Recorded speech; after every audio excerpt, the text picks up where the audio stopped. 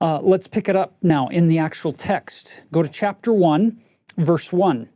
Now behold, it came to pass in the commencement of the 40th year of the reign of the judges over the people of Nephi, there began to be a serious difficulty among the people of the Nephites. There have been a lot of periods of serious difficulty, but look what makes this different.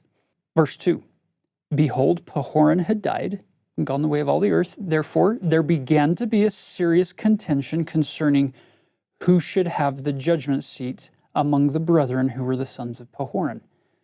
That's interesting. Can you imagine what it might be like to live in a society where there's actually serious contention and fighting and negativity regarding who's going to be your next government leader?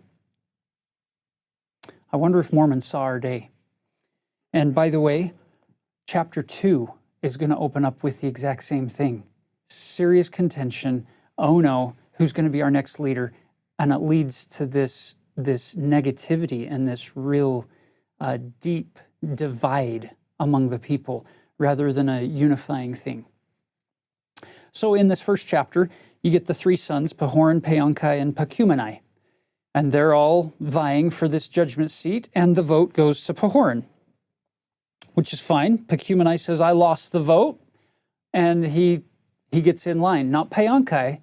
Paankai gets angry, and he stirs up the people in verse 7, gets exceedingly wroth, and because of that, he's condemned unto death in verse 8.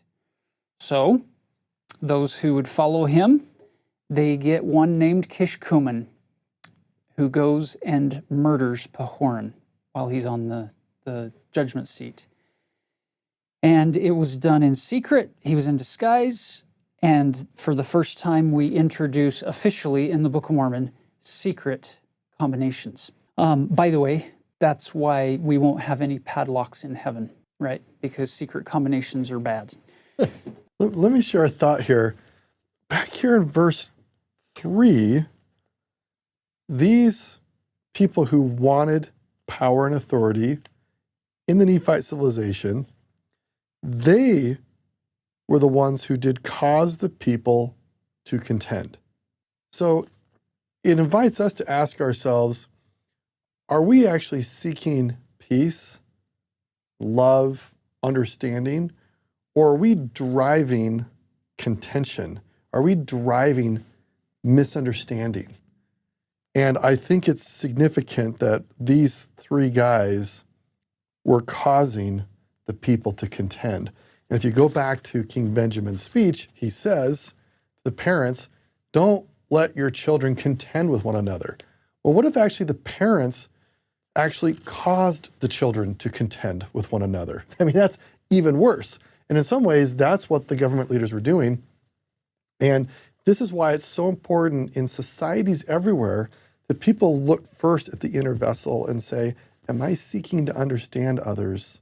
Am I seeking to be Christ-like? And am I seeking to avoid contention? Now, look, we don't just sit around passively and get walked all over, if somebody's going to, try to, ruin our world. But the idea here is that it is possible to prosperously find ways to get people in power who will live righteously and rule righteously. But when the leaders are driving the contention, it creates enormous problems in society because then people start choosing sides. And the last time we checked the scriptures, I don't think God ever had any sides except his side. I don't think he takes political sides. So this is important. And maybe also just point out something also interesting about Kishkumen. The first person to introduce secret combinations in the Book of Mormon is in the Jaredite record, a guy named Kish. I think it's interesting that the first person to bring it into Nephite society was this guy named Kishkumen. Now, this is just my speculation. I just wonder, if somehow Kishkumen may have been part of one of the Jaredite descendants.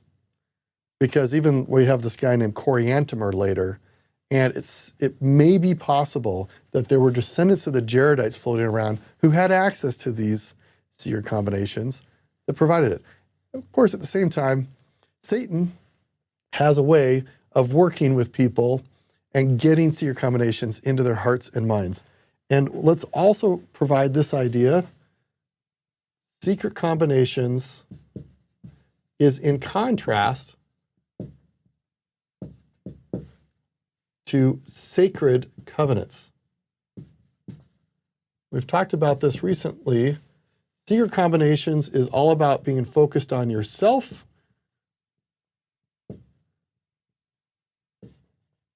and we'll erase this in a little bit, where sacred covenants is about being focused outward on others. And if we look at what's going on here, who are the people serving? Secret combinations is all about serving yourself and to seek power at the expense of others. Whereas secret covenants is about using your power to empower others that they can have lives of prosperity. So just a couple of things to consider, that as you look at what we are offered in the gospel, we are taught to bind ourselves into sacred covenants, to serve one another, to love God, love your neighbor. Secret combinations is hate God, hate your neighbor.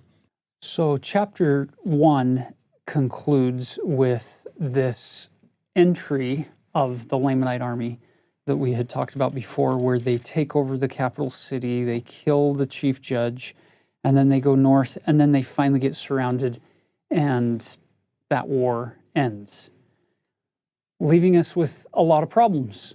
Chapter 2, verse 1, it came to pass in the 42nd year of the reign of the judges, after Moronihah had established again peace between the Nephites and the Lamanites, behold, there was no one to fill the judgment seat.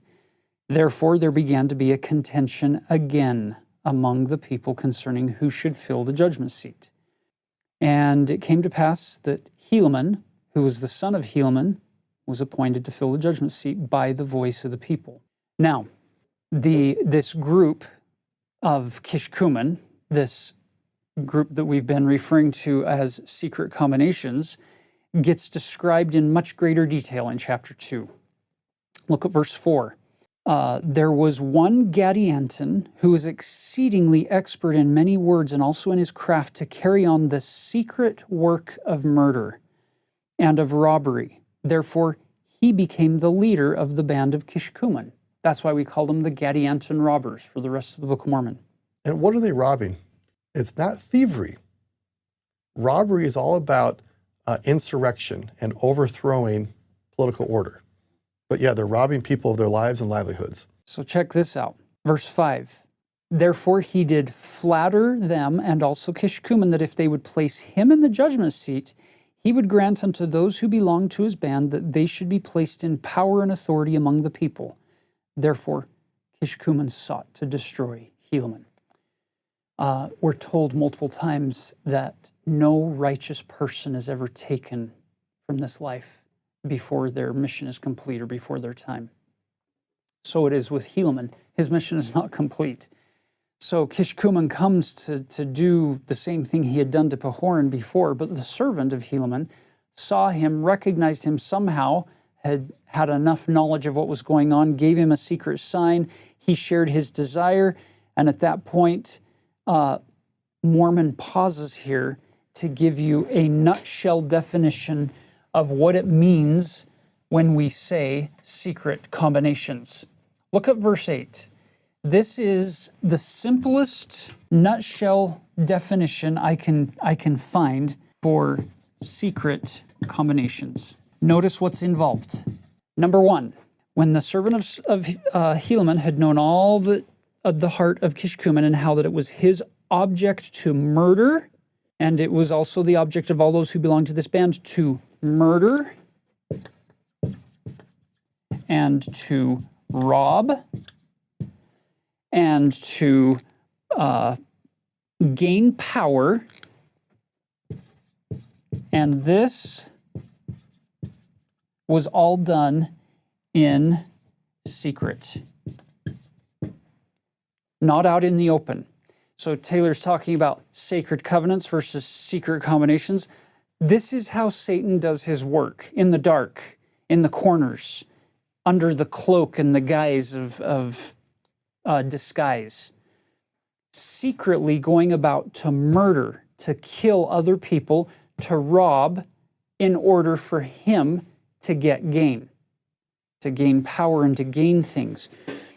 Notice, and this was their secret plan and their combination. That's exactly what Satan did in heaven, in the premortal war. And he hasn't changed his strategy in all these years, in all the interim. He's still trying to secretly destroy each of us, to steal from, to rob from us, rob life, rob agency, rob everything from us, in order for him to gain power over us. Secret combinations are alive and well in many levels and in many layers today. And you then watch, the servant kills Kishkumen, and then Gadianton finds out that, or is scared that he hasn't come back in time, so they flee before we can destroy that band. And look at verse 13. Behold, in the end of this book ye shall see that this Gadianton did prove the overthrow, yea, almost the entire destruction of the people of Nephi.